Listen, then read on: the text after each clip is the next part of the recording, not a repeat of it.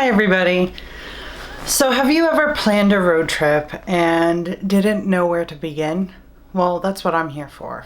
So by the end of this video, I want to give you the essential tools that you'll need to plan your next family road trip. As a family that likes to take road trips and weekend getaways, I've gotten really good at planning our trips. So in the past, I've planned road trips like going to Newfoundland and Nova Scotia, and I also planned our 3-week road trip cross country, and I will be planning another road trip this coming year. So I want to share what I've learned and some things that I do when it comes to planning our road trips. We dreamed of making a big change. We started designing the life we wanted.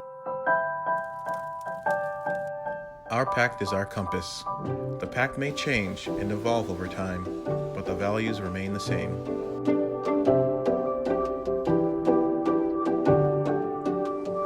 Join the pact. Iman, Woody, Suhaila, Kalisa, as we continue to find ways to live our best life.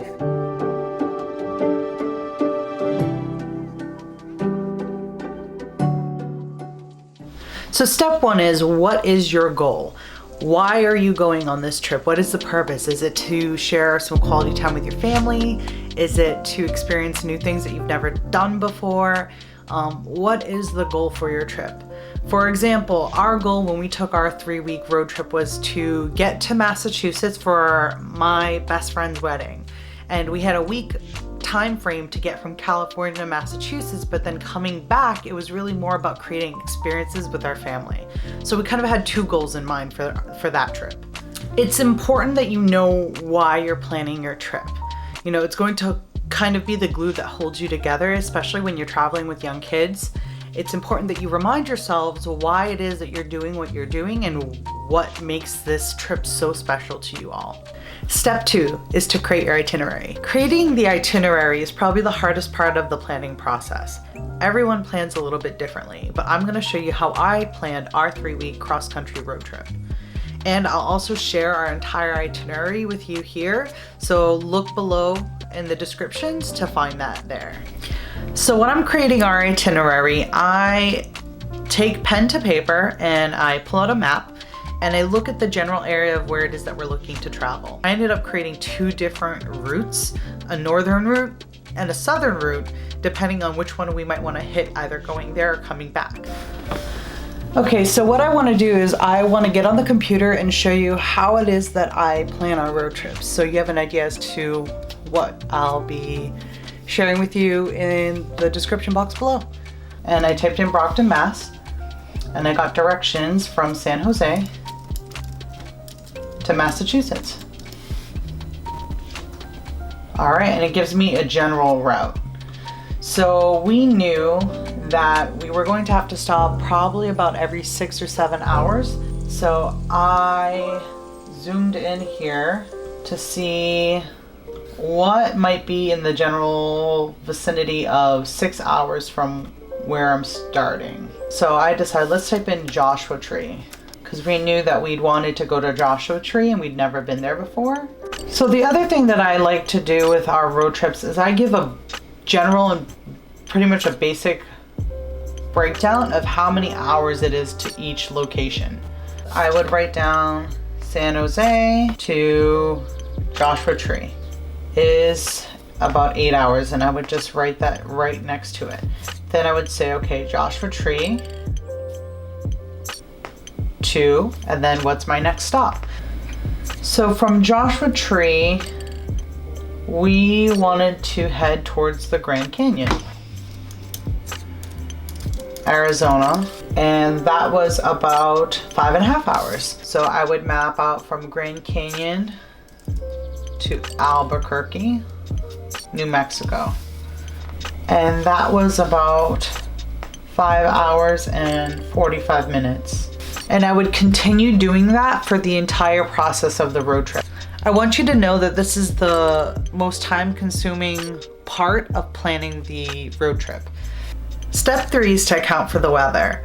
This may seem like a really obvious thing to do, but you can't ever be too safe. I look at the historical averages for the temperatures during that month.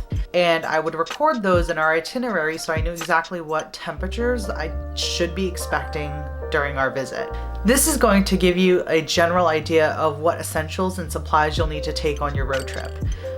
We traveled through states that were very warm, and we also traveled through states that were freezing. We carried both winter gear as well as summer gear. Step 4 is to get specific with your itinerary. Once you have a general idea as to where you're going to be going and places that you'll be staying overnight and for how long, you can start planning things to do in that area. It's always good to do a little bit of research about each of the locations that you'll be traveling to so that you have an idea as to what experiences you can create with your family, what places you'd like to visit for photographs. Again, it really comes down to what your goals are, and that's why it's important to know, what the purpose of your trip is. Step 5 is to take inventory. So if you're trying to save some money on a road trip, it's important to know what it is that you already have and what essentials you're required to take on your road trip. This really just depends on where you plan on going on your trip to take into consideration what requirements that you might need in those areas. For example, I know here in California, if you travel in cold places during the winter where there's snow and ice, they require tire chains for your vehicle. Now, if you were planning a road trip and you were coming to California to, say, see Yosemite in the winter, you would need those tire chains. So it's really important to just think about the things that you might want to prepare ahead with and carry on you in your vehicle at all times. Lastly, be flexible. I know I've mentioned this before when it comes to traveling with kids and your family. It's important to be flexible with your planning and your itinerary.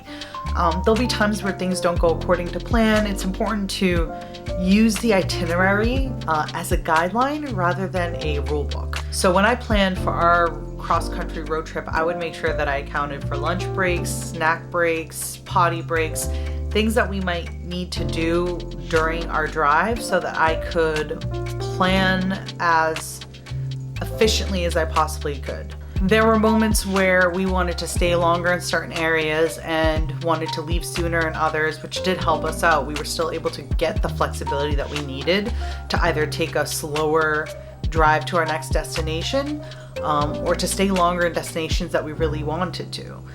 If you like this video, please make sure to check out our website for more information in the description below. And please leave any comments with useful tips that you think would help me or anybody else plan their next road trip. Hit the like button if you'd like to see more next week, and we will see you then.